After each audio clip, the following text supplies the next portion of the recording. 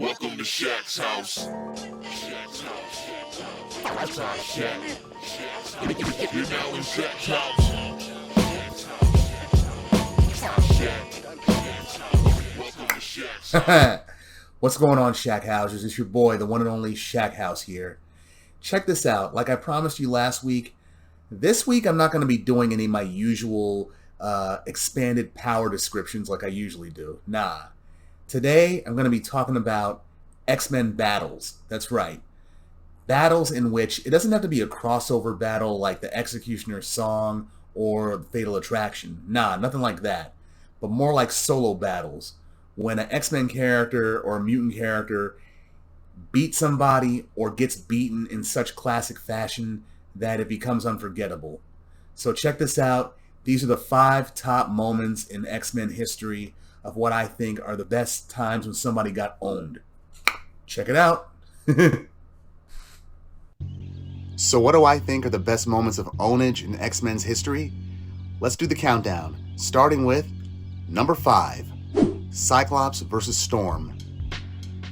While Professor Xavier was lost in space with the Starjammers and Magneto was entrusted to running his school, Scott Summers, aka Cyclops, was caught between two worlds.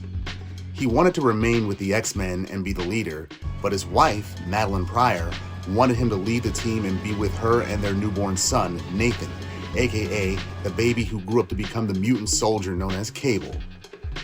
This is where Chris Claremont, I believe, began the trend in the 1980s of making the character of Cyclops unlikable, a trend that he reversed during his final run on X Factor during the Endgame storyline in X Factor issues 65 through 68. But Cyclops, him being a costume superhero, that's all he's ever known, and at this point in his life, he couldn't bear a life apart from that. Hell, he even left his wife and son behind to rejoin a team and be with the woman that he truly loves, Jean Grey, starting in X Factor number 1. And never mind the fact that Madelyne warned him not to come back if he left. Even Jean berated him for that decision. But anyway, Scott had originally left the team after the events of the Dark Phoenix saga, which left Storm in command of the X-Men. When Scott returned sometime later, he was itching for the top spot, especially after Storm was rendered powerless by Forge's neutralizer gun, and shortly after the birth of their son, Scott and Madelyne argued about what's more important to him, the X-Men or his family. That's when Storm stepped in and offered Cyclops an alternative, a duel in the Danger Room. Oh, this was classic. Cypher, Douglas Ramsey, he programmed the Danger Room to simulate an environment to put them both on even ground, and they went at it. And with the X-Men and the New Mutants as spectators, Wolverine placing bets on Storm to win was hilarious. The fight went up and down until Storm grabbed Scott's visor from off his face, effectively putting him in checkmate and forcing him to leave the team dejected. What made this one a classic battle is that Storm beat Scott without her powers. That had to be humiliating for the very first X-Man ever. And also, I'm going to ignore the retcon that came 3 years later in Inferno, which made it so that Madelyne telepathically influenced Scott to lose. I'm going to ignore that, because in this moment, the powerless Weather Witch, she got the drop on the one-eyed monster. Number 4, Cannonball versus Gladiator. Throughout 1997, this was the one comic book fight that was talked about every time I went into a comic book store. Sam Guthrie, the very first New Mutant turned X-Man called Cannonball, gets attacked by the leader of the Shi'ar Imperial Guard, Gladiator, in a department store on Christmas night. Had the Shi'ar no decency? But anyway, Gladiator came to Earth seeking the X-Men's assistance, but what happens instead? He starts a fight with one of their newest members. Now Sam, he had already been feeling somewhat insecure as a recent X-Man. I mean, he had trouble with his powers during the early days of the New Mutants, but he's grown up into a mature young man under the tutelage of Xavier, Magneto, and Cable. He learned to manipulate his powers in different ways since, and this issue right here was the first time where he tried a new trick that's often been imitated but never been duplicated to this extent. Gladiator is basically Superman and delivered his most powerful blow onto Cannonball. So what happened?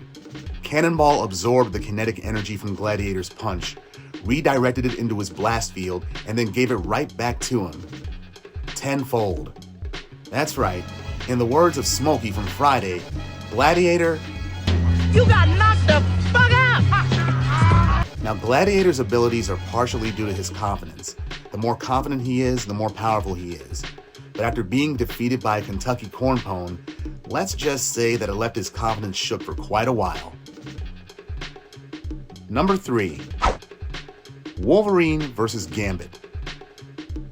This issue served as something of an epilogue to the events of the Extinction Agenda crossover, and the X-Teams, X-Men, X-Factor, and New Mutants were in some serious need for decompression. Some of them relaxed, some of them argued, and others fought. Wolverine decided to take out his trademark aggression on Gambit, who at the time was the most recent member accepted to the X-Men.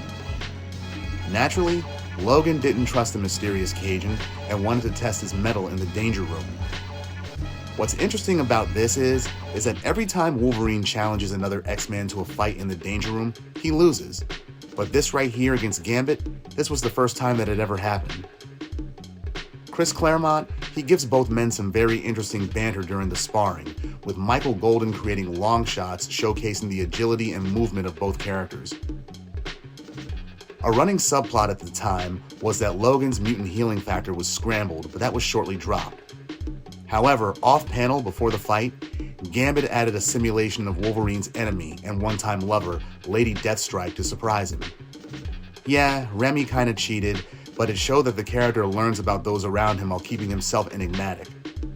His Gambit, no pun intended, worked though, as Wolverine was distracted long enough for Gambit to best him with his trademark bow staff and deliver a frequent Claremontism declaring himself the winner. Bang. You dead. Jubilee was watching the sequence from the booth and was in tears at Wolverine's loss. A Canadian beast who knows nearly every fighting style known to man just got beat by a younger, smart aleck Cajun who can actually back up his gumption. Priceless. Number 2. M versus the White Queen. Let me be clear.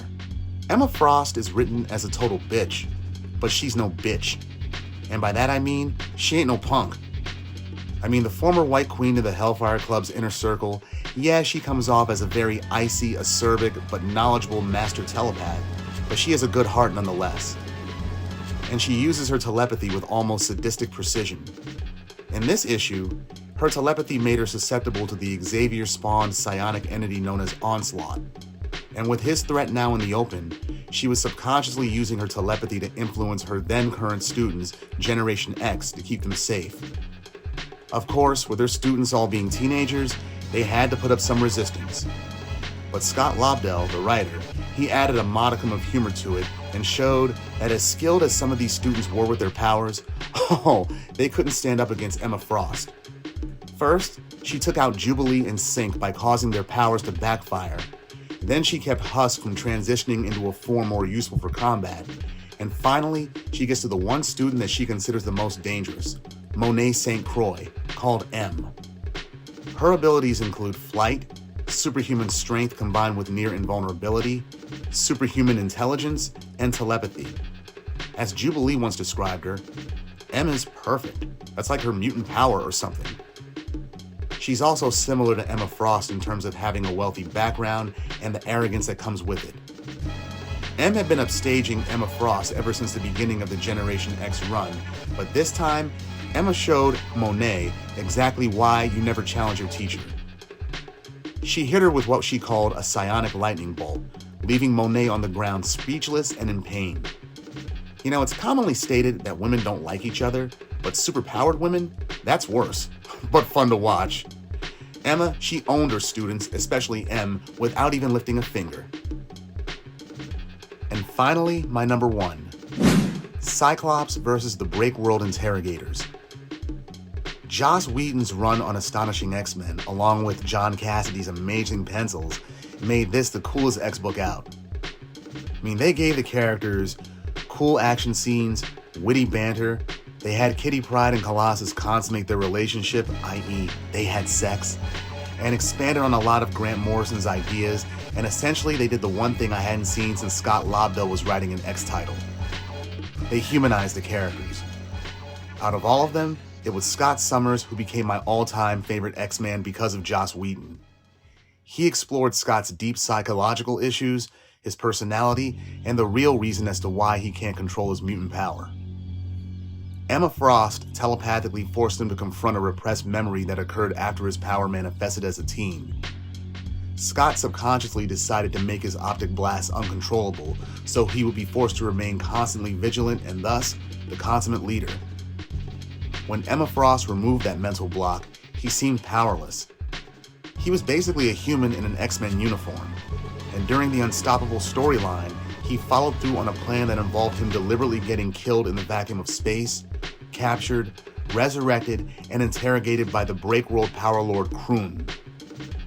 When Croix learned of Scott's plan, that's when Cyke stopped playing possum and revealed that he's had the power to control his ability all along ever since Emma's psychic therapy, and he unleashed an optic blast the likes of which we've never seen depicted in a comic. You know a character just got owned if it leaves Wolverine in awe, just like this moment right here. This honorable mention moment right here, which made Cyclops one of my favorite characters when he laid waste to Sentinel, and all that Wolverine and Colossus can do is just look at him just shocked. However, back to the moment in question. To top it off, he uses his telepathic link with the team to steal a phrase that once belonged exclusively to Charles Xavier. To me, my X-Men. It left me in shock, and I still get amazed whenever I reread this issue. This gets a top spot because it fully established Scott Summers as a cunning chess master who can outthink his opponents. He took a big chance and it paid off. Plus, you see him crack a rarely seen smile before he let loose. Cyclops for the win. I began with Cyclops and I ended with him. Alright, Shackhousers, that's what I got for you this week. Comment below about what you think are your favorite moments, and I'll refute them or agree with them or argue, whatever. However, tune in next week. I'll be back on my power descriptions then. You guys have a good week. Later. Mansion, apartment. Shack, house. Yes!